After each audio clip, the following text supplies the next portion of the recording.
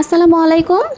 একটি ডাকাত দলকে কিভাবে আপনারা নিজেদের জান এবং মালের প্রোটেকশন দিতে পারবেন ডাকাত এবং চোরের দল থেকে, সেটি আজকে আপনাদের কাছে নিয়ে চলে এসেছি। প্রথমত আমি একটি বাটিতে কিছুটা পরিমাণ পানি নিয়েছি এবং সেই পানিতে শুকনো মরিচের গুঁড়ো দিয়ে দিয়েছি। আমি কিন্তু অনেকটুকু শুকনো মরিচের গুঁড়ো দিয়েছি এবং কিছুটা পরিমাণ লবণও দিয়ে দিয়েছি।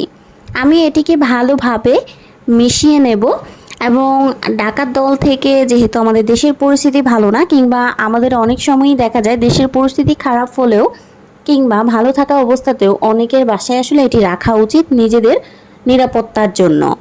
আমি একটি মজুর বোতল নিয়ে নিয়েছি, আপনারা চাইলে যে কোনো বোতল নিয়ে নিতে পারবেন এবং আপনারা চাইলে যে এটিকে সংরক্ষণ করে অনেক দিন রাখতে পারবেন। তা আমি আসলে যতটুকু নিয়েছিলাম পানি, ঠিক সবটুকুই আমি বোতলের মধ্যে ভরে নিয়েছি।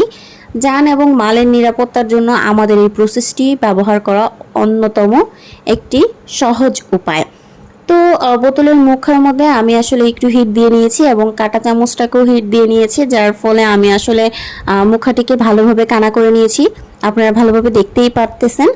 তো আসলে কানা করে নেওয়ার পরে আমি বোতলের মুখায় আসলে এটিকে লাগিয়ে দিয়েছি এবং আপনারা দেখতে পারতেছেন আসলে আমার বোতলের কালারটা কি সুন্দর চলে এসেছে যেই মিশ্রণটি আমি বানিয়েছিলাম। এখন এটিকে আপনাদেরকে ব্যবহার করে দেখাবো। আপনারা দেখতেই পারতেছেন ব্যবহার কিভাবে করতে হয়।